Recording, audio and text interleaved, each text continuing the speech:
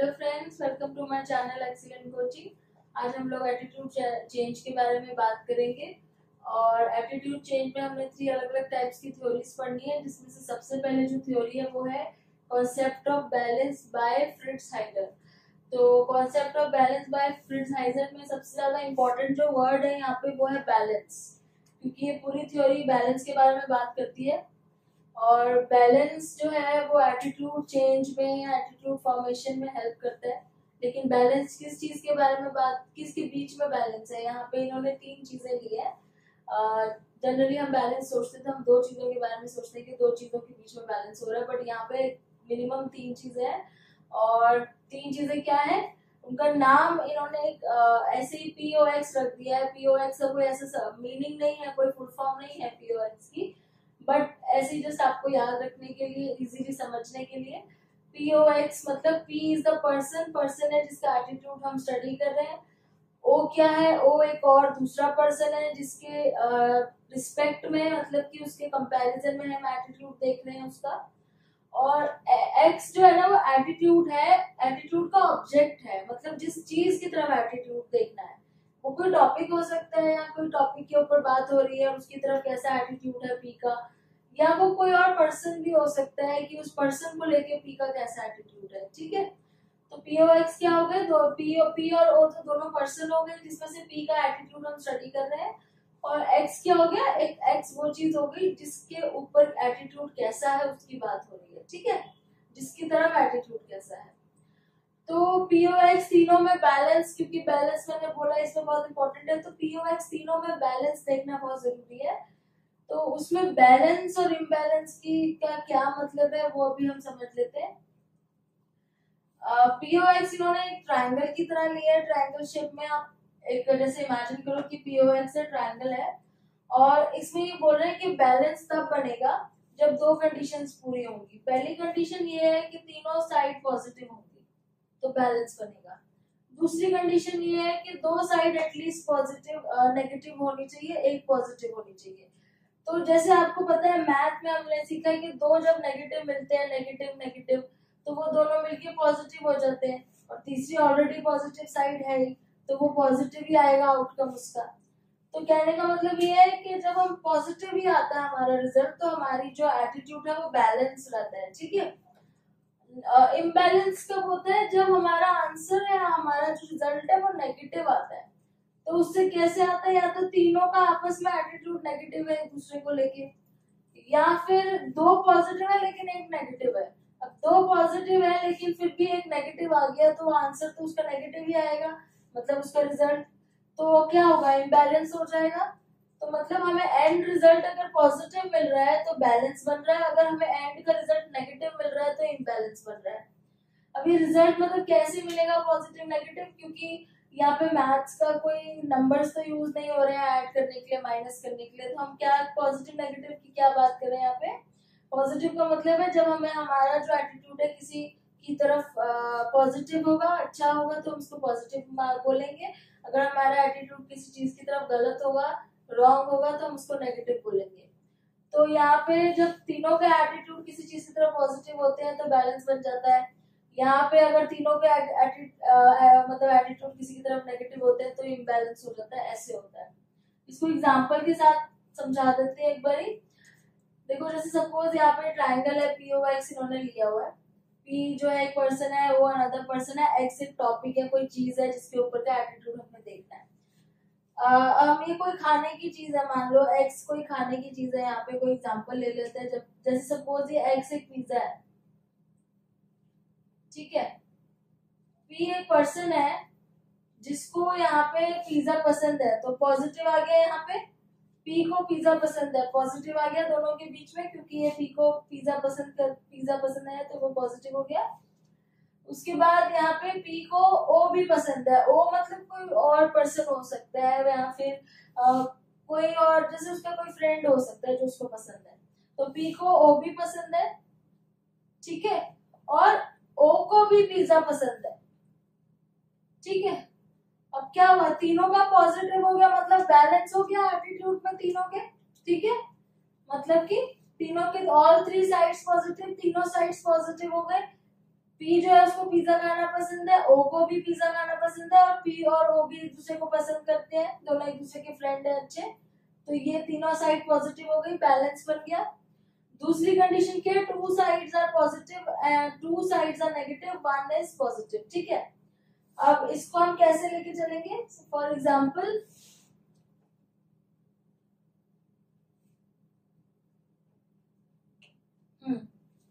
जैसे सपोज मैं यही ले लेती हूँ example, x is again a pizza, pizza ले लो या कोई मूवी ले लो, वो ज्यादा थोड़ा सा रेलेवेंट लगेगा। कोई मूवी है, मान लो ये कोई मूवी है जो पी को बिल्कुल नहीं पसंद, ये एक ऐसी मूवी है जो पी को बिल्कुल नहीं पसंद, ठीक है।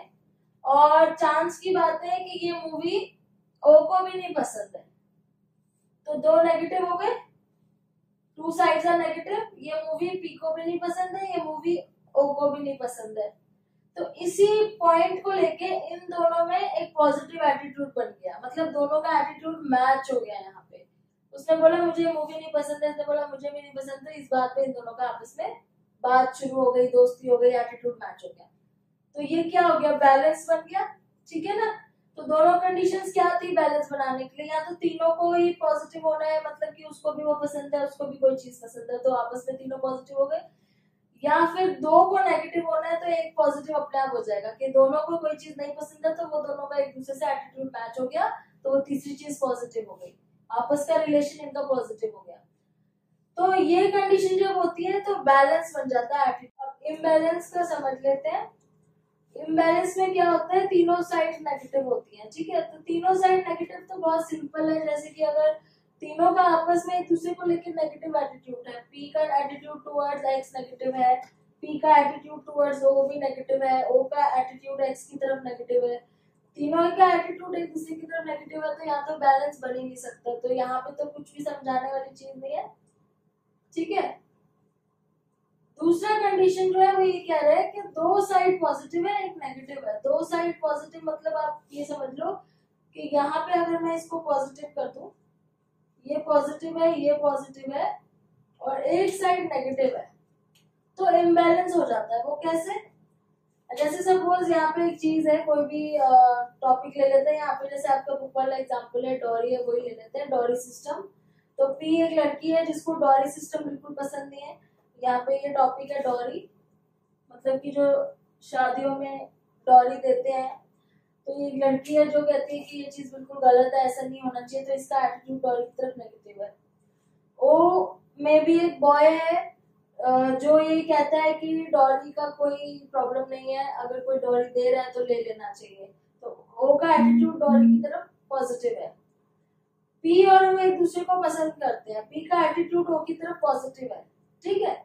लेकिन अब आप यहाँ पे देखो, अगर पी का एटीट्यूड ओ की तरफ पॉजिटिव है, मतलब पी लाइक करती है ओ को, और ओ को पसंद है डॉरी लेना और पी को नहीं पसंद है डॉरी लेना, तो क्या यहाँ बैलेंस बन पाएगा।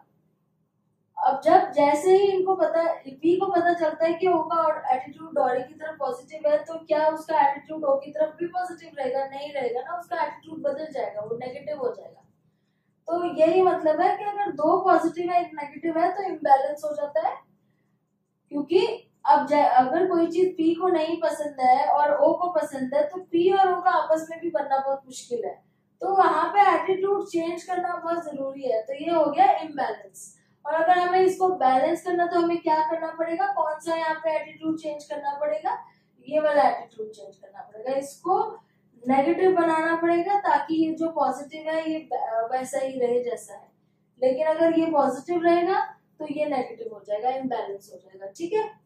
तो ये आपका बैलेंस वाली थ्योरी ये बता दी है। ये पॉइंट्स आपने ध्यान रखने कि कैसे इम्बैलेंस होता है और कैसे बैलेंस होता है। उसके बाद जो दूसरा कॉन्सेप्ट है वो है cognitive dissonance by Leon Festinger. Cognitive dissonance क्या होता है, कॉग्निटिव कंपोनेंट पे ज्यादा ध्यान देता है, हमारी जो थॉट प्रोसेस है, कॉग्निटिव मतलब जो हमारी सोच है और जो हमारे माइंड में चल रहा है। तो एग्जांपल है कि यहाँ पे जैसे छोटा सा, सपोज आप एक साइड, आपने किसी को बोला एक बारी कि आई स्टडी ऑल नाइट, मतलब मैं पूरी रात पढ़ता हूँ। उसके बाद आपने कोई नेक्स्ट टाइम किसी को बोल दिया कि मैं 8 घंटे कम से कम सोता हूँ रात में। तो आपके माइंड में कॉग्निटिव डिसोनेंस बन जाएगा। कॉग्निटिव डिसोनेंस मतलब कि एक बार मैंने बोला था मैं पूरी रात पढ़ता हूँ, उसके बाद मैंने किसी को बोला मैं 8 घंटे रात को सोता हूँ, कम से कम 8 घंटा, तो ये तो मेरा आपस में मैच नहीं कर रहा, मैंने कहीं ना कहीं गलत बोला है, झूठ बोला है। तो आपके माइंड में एक दोनों चीजों को लेके एक कॉग्निटिव डिसोनेंस आ जाएगा, और आप क्या करोगे, उसको फिर बैलेंस करने की कोशिश करोगे कि नहीं मुझे ऐसा नहीं बोलना चाहिए, क्योंकि ये चीजें तो आपस में इन दोनों का मैच ही नहीं हो रहा है मतलब। तो आप उसको ठीक करने के लिए क्या करोगे, फिर आप उसको ठीक करने के लिए कॉग्निशन 2 चेंज करोगे। कॉग्निशन 2 में आपने बोला था कि मैं एटलीस्ट 8 घंटे कंटिन्यूसली सोता हूँ, तो उसकी जगह आप अपने आपका एटीट्यूड वही मेंटेन न करने के लिए कि मैं पूरी रात पढ़ता हूँ, आप कॉग्निशन 2 में ऐसे कहोगे कि मैं रात को सिर्फ 4 घंटे सोता हूँ, ताकि आपका ये वाला कॉग्निशन और ये वाला कॉग्निशन कहीं ना कहीं थोड़ा सा मैचिंग रहे, और उसी मैचिंग को हम कंसिस्टेंसी बोलते हैं। तो जब तो हमारी कॉग्निटिव कंसिस्टेंसी हो जाती है तो मेंटल कंफर्ट मिलता है, हमें लगता है कि जो हमने बोला है वो हमारे एटीट्यूड से मैच कर रहा है। और कहीं अगर अगर ये दोनों चीजों में आपस में कहीं मिसमैच हो जाता है बातों में, तो हमें कॉग्निटिव इनकंसिस्टेंसी नजर आती है, जहाँ पे हमें मेंटल डिस्कम्फर्ट हो जाता है कि कहीं ना कहीं हमारा एटीट्यूड में कुछ मैच नहीं हो रहा है। तो इसी चीज को फेस्टिंजर ने बोला हुआ है कि कॉग्निटिव डिसोनेंस हो जाती है जब हमें हमारा एटीट्यूड हमारी कई भी चीज से मैच नहीं करता है। ठीक है, तो इसको अभी थोड़े से ज्यादा एग्जांपल लेके समझेंगे। यहाँ पे आपकी बुक में एक बहुत अच्छा एक्सपेरिमेंट डिस्कस करा हुआ है, उस एक्सपेरिमेंट का नाम है telling a lie for $20। Telling a lie for $20 एक एक्सपेरिमेंट है जिसमें क्या किया था, एक साइकोलॉजिस्ट है, उन्होंने कुछ लोगों को एक एक्सपेरिमेंट करने के लिए बुलाया था। एक्सपेरिमेंट जो था वो बहुत बोरिंग एक्सपेरिमेंट दिया था उनको, बहुत ज्यादा बोरिंग था। मतलब सपोज उनको खाली इतना बोला कि आपको 1 घंटे बैठ के कोई चीजें हमको टर्न करना है, सिर्फ इतना सा एक्सपेरिमेंट था, मतलब उसमें कुछ इंटरेस्टिंग नहीं था। और जो वो लोग एक्सपेरिमेंट जो ग्रुप कर रहा था उसको 2 हिस्सों में डिवाइड कर दिया, उनको 2 ग्रुप्स में डिवाइड कर दिया था, और उनको ये बोला कि जब आप लोग बाहर जाओगे एक्सपेरिमेंट करके बाहर जाओगे, तो वहां पे कुछ लोग और खड़े होंगे जिनको आपने ये झूठ बोलना है कि एक्सपेरिमेंट बहुत अच्छा था, इंटरेस्टिंग था। ठीक है, तो यहाँ पे ये ग्रुप है, ग्रुप ए है, ये ग्रुप बी है, और यहाँ पे जो बाहर खड़ा है ये ग्रुप सी और ग्रुप डी खड़ा है जिन्होंने इनके बाद एक्सपेरिमेंट करने के लिए आना है। तो वहां पे जो एक्सपेरिमेंटर्स हैं जो ये इनको इंस्ट्रक्शन दे रहे हैं, उन्होंने ग्रुप ए को बोला कि हम आपको डॉलर्स देंगे, $20, आपको बाहर जाके ग्रुप सी को बोलना है कि जो अंदर एक्सपेरिमेंट हमने किया वो बहुत इंटरेस्टिंग था। ग्रुप बी को इन्होंने बोला कि हम आपको $1 देंगे, $1, और आपने बाहर जो ग्रुप डी खड़ा है उसको जाके बोलना है कि अंदर जो एक्सपेरिमेंट था वो बहुत इंटरेस्टिंग था। क्योंकि अंदर एक्सपेरिमेंट बहुत बोरिंग था, उन दोनों को ही पैसे दिए गए झूठ बोलने के लिए कि अंदर का एक्सपेरिमेंट जो था वो बहुत इंटरेस्टिंग था, लेकिन पैसों में फर्क है, यहाँ पे $1 दिया, वहां $20 दिया है। ठीक है, अब यहाँ पे कॉग्निटिव डिसोनेंस कैसे इन्होंने डिस्कस करी हुई है कि देखो जो $20 वाले हैं उन्होंने बाहर जाके झूठ बोला कि हाँ एक्सपेरिमेंट बहुत इंटरेस्टिंग था। क्यों? क्योंकि उनका जो कॉग्निटिव कॉन्सोनेंस ये कह रहा है कि हमें तो $20 मिले हैं तो हम तो झूठ बोलेंगे, कोई प्रॉब्लम ही नहीं है, हमारे पास तो पूरा रीजन है झूठ बोलने का, $20 कम नहीं होते। तो इन्होंने बाहर जाके बोला कि हाँ एक्सपेरिमेंट बहुत इंटरेस्टिंग था, और अपने आप को इन्होंने कैसे समझाया, अपने माइंड को कंफर्ट लेवल में कैसे लेके गए, क्योंकि इनको पता था कि इनको $20 मिले, तो इन्होंने आराम से कंफर्टेबली झूठ बोल दिया।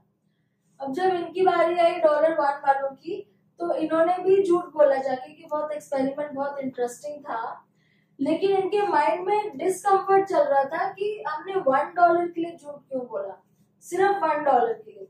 तो अब उस डिस्कम्फर्ट को कंफर्ट में चेंज करने के लिए इन्होंने धीरे धीरे अपनी थिंकिंग भी चेंज करी, अपना एटीट्यूड चेंज करा, और अपने आप को ये मना लिया, अपने अंदर ही अंदर ये मान लिया इन लोगों ने कि जो एक्सपेरिमेंट था ना वो इतना भी ज्यादा वो नहीं था, बोरिंग नहीं था, एक्सपेरिमेंट इंटरेस्टिंग था थोड़ा सा। क्यों इन्होंने ऐसा मान लिया, धीरे धीरे एटीट्यूड क्यों बदल लिया अपना? क्योंकि उनको ना एक डिस्कम्फर्ट ये हो रहा था कि सिर्फ $1 के लिए हमने क्यों झूठ बोला? तो कहीं ना कहीं ये लॉजिक में उनके माइंड में फिर बैठा था कि $1 के लिए हमने क्यों झूठ बोला है, इसलिए वो जो डिसोनेंस माइंड में चल रही थी उसको कॉन्सोनेंस करने के लिए या फिर अपने डिसकंफर्ट को कंफर्ट में बदलने के लिए या फिर अपने झूठ के पीछे एक लॉजिक देने के लिए उन्होंने ये एक्सप्लेनेशन दी कि $1 के लिए हमने झूठ नहीं बोला है, हमने इसलिए बोला है क्योंकि थोड़ा बहुत वो एक्सपेरिमेंट था इंटरेस्टिंग, इतना भी बोरिंग नहीं था। तो इसको बोलते हैं कॉग्निटिव डिसोनेंस को कॉन्सोनेंस में चेंज करना है, क्योंकि हम लोग हमारा माइंड हमेशा हम जो बोलते हैं हमारा जो एटीट्यूड है उसमें कंफर्ट ढूंढता है। तो कभी हमें लगता है कि शायद हमने कुछ गलत बोल दिया है या फिर वो चीज पता नहीं हमारे लिए ठीक रहेगी कि नहीं, तो हम उसके पीछे कोई ना कोई ऐसा रीजन ढूंढ लेते हैं जहाँ पे हमें ये चीज लगे कि नहीं यार हमने जो किया ना इसलिए किया होगा क्योंकि उसके पीछे ये बेनिफिट होगा। तो उसको बोलते हैं कॉग्निटिव कॉन्सोनेंस। और हम अपना एटीट्यूड इसलिए बदल लेते हैं ताकि हमारे माइंड को डिस्कम्फर्ट ना लगे कि हमने ऐसा क्यों किया। तो हम कहीं ना कहीं एक लॉजिकल रीजन ढूंढने की कोशिश करते हैं उसके पीछे। तो वो जो एटीट्यूड चेंज हमारा होता है because of that logical reason, उसको हम बोलेंगे कॉग्निटिव कॉन्सोनेंस। ठीक है। और थ्योरी का नाम था कॉग्निटिव डिसोनेंस। अब इसके आगे एक और है जो कि हम नेक्स्ट वीडियो में डिस्कस करेंगे। Thanks for watching.